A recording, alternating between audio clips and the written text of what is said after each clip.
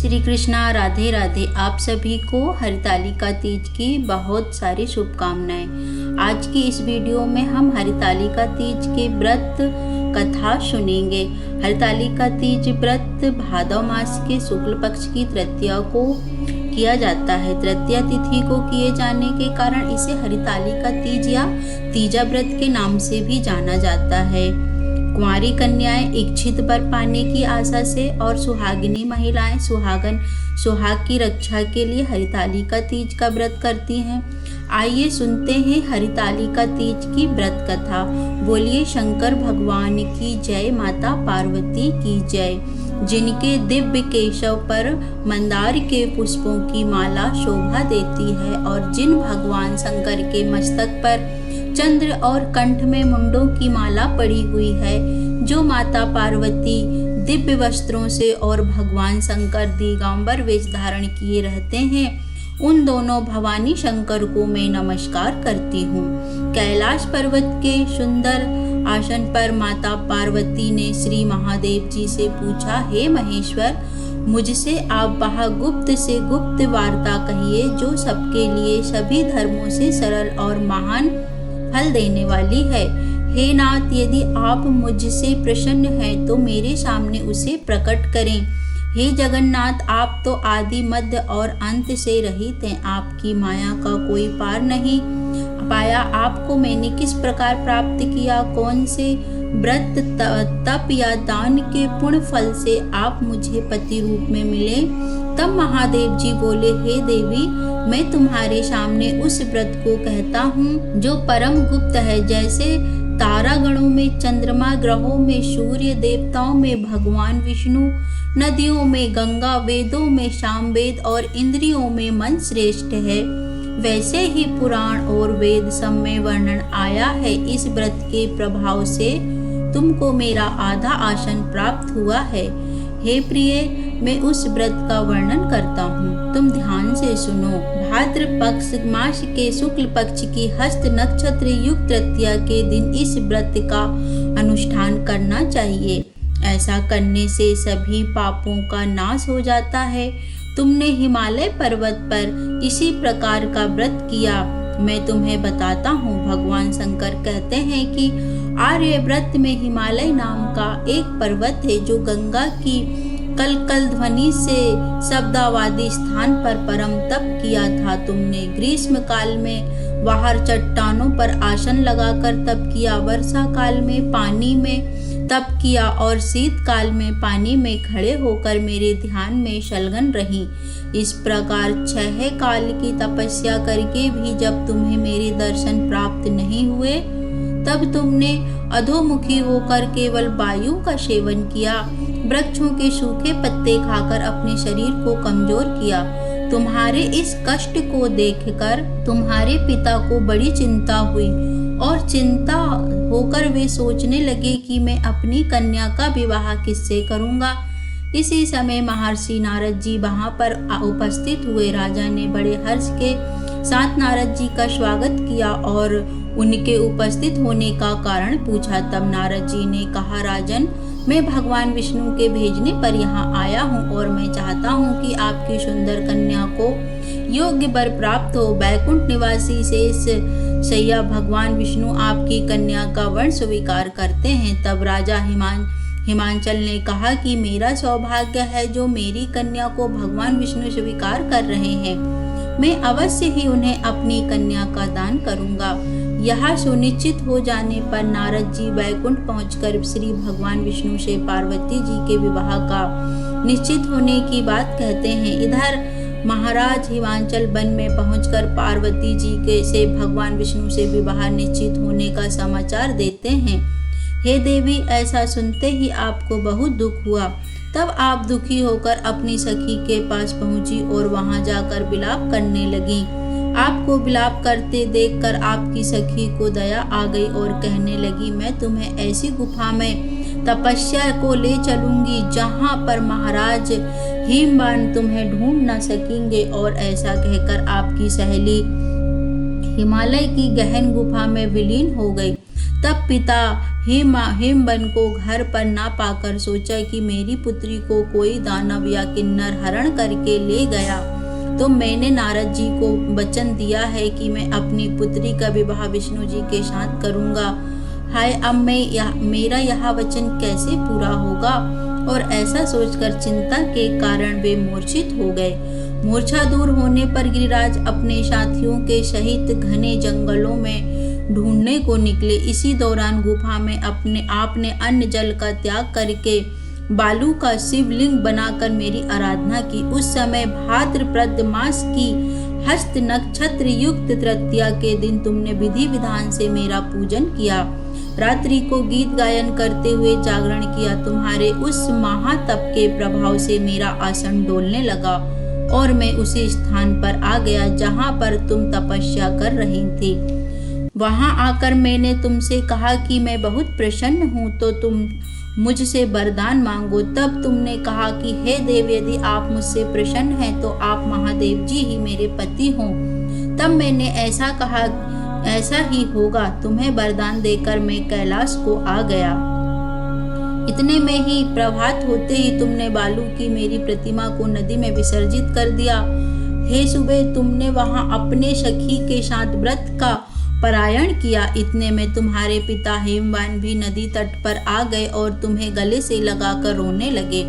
उन्होंने कहा, बेटी, तुम इस भयानक जंगल में क्यों चली आई हो? यहाँ पर तो बहुत ही सिंह, व्याघ्र आदि जानवर रहते हैं, क्या तुम्हें डर नहीं लगता? तब तुमने कहा, हे पिताजी, मैंने पहले ही अपने मन में शंकर जी को अपना पति वर्ण किया है, किंतु आप मेरा विवाह भगवान विष्णु से करना चाहते हैं, इसलिए मैं इस वन में चली आई हूँ। ऐसा कहकर हिमवन ने आपसे कहा कि मैं तुम्हारी इच्छा के विरुद्ध कुछ भी कार्य नहीं करूंगा, और तब वे तुम्हें अपने घर ले गए। फिर विधि विधान से तुम्हारा विवाह उन्होंने मेरे साथ कर दिया। हे प्रिय, उसी व्रत के प्रभाव से तुम्हें मेरा आधा आसन प्राप्त हुआ है। पार्वती देवी कहने लगी, हे महादेव जी, इस व्रत का नाम हरितालिका क्यों पड़ा, यह भी बताने की कृपा करें। तब महादेव जी ने कहा, हे देवी, तुम्हारी सखी तुम्हारा हरण करके ले गई थी, इसी कारण इस व्रत का नाम हरितालिका पड़ गया। तब पार्वती जी ने कहा, हे स्वामी, आपने व्रत राज का नाम जो कि हरितालिका तीज है यह तो बता दिया, परंतु मुझे हरितालिका तीज व्रत की विधि और फल का भी वर्णन करें। तब भगवान शंकर जी बोले कि स्त्री जाति की अति उत्तम व्रत हरितालिका तीज व्रत की विधि भी सुनिए। सौभाग्य की इच्छा रखने वाली स्त्रियां इस व्रत को विधि पूर्वक करें। केले के स्तंभों से मंडप बनाकर उसे वंदनवार से सुशोभित करें। शंख, भैरी, मृदंग आदि बजाएं। विधि पूर्वक मंगलाचार करके श्री गौरी शंकर की बालू निर्मित प्रतिमा स्थापित करें।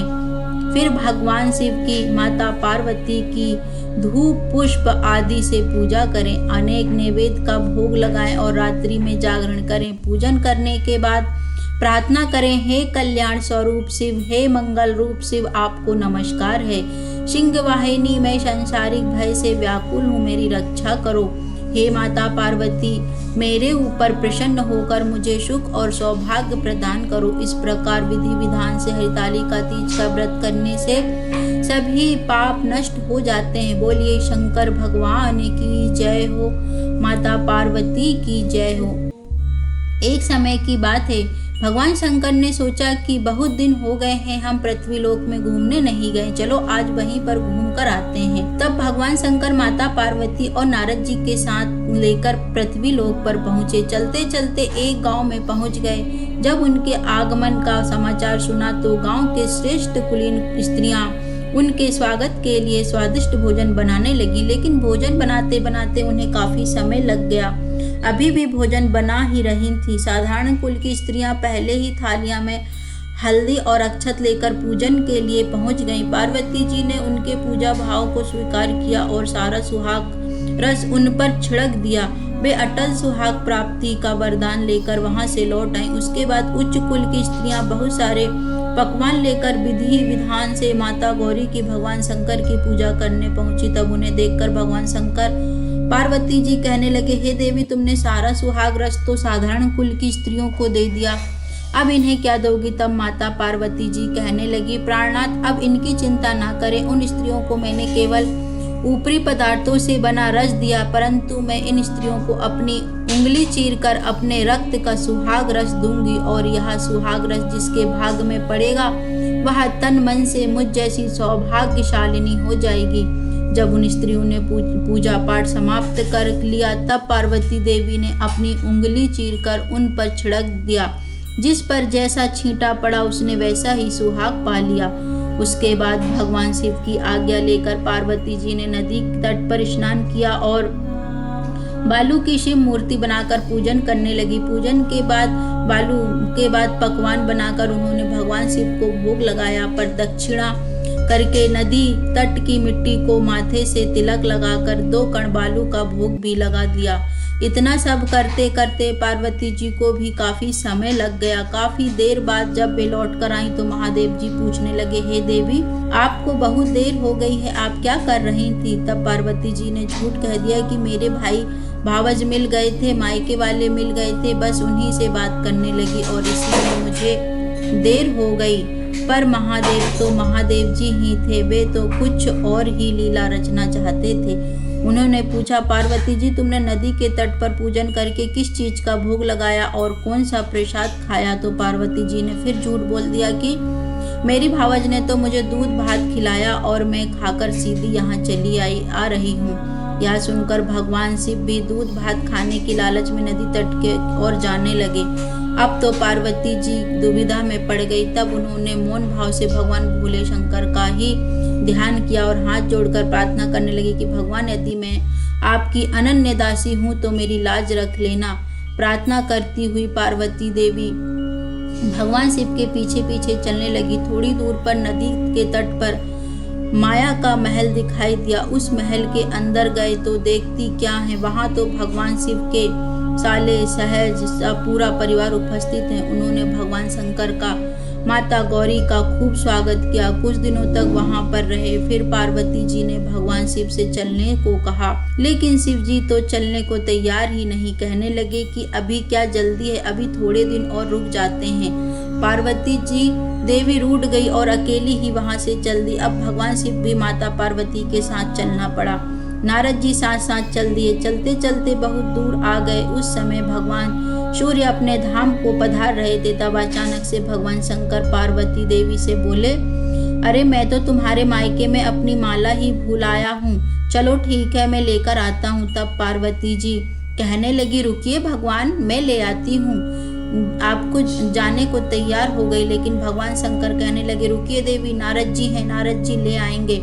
अब नारद जी माला लेने पहुंचे। वहां पहुंचे तो नारद जी को कोई महल नजर नहीं आया।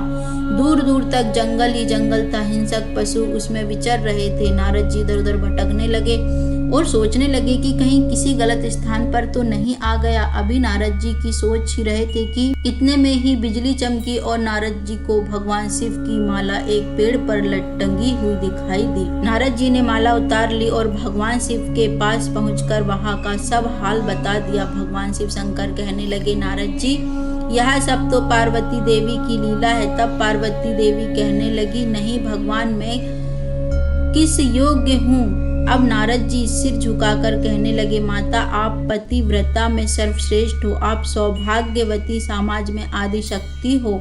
यह सब आपके पतिव्रत धर्म का ही प्रभाव है। संसार की स्त्रियां आपके नाम स्मरण मात्र से अटल सौभाग्य प्राप्त कर सकती हैं, समस्त सिद्धियों को बना और मिटा सकती हैं। आपके लिए यह काम करना भला कौन सी बड़ी बात है? नारद जी ने आगे कहा, हे महामाया, गोपनीय पूजन सबसे अधिक शक्तिशाली और सार्थक होता है। आपकी भावना और चमत्कार पूर्ण शक्ति को देखकर मुझे बड़ी प्रसन्नता है और मैं आपको आशीर्वाद रूप में कहता हूँ कि जो भी स्त्री इस तरह गुप्त रूप से पति का पूजन करके मंगल कामना करेगी, उसे महादेव जी की कृपा से दीर्घ आयु वाले पति का संग मिलेगा। बोलिए शंकर भगवान की जय हो, माता पार्वती की जय हो।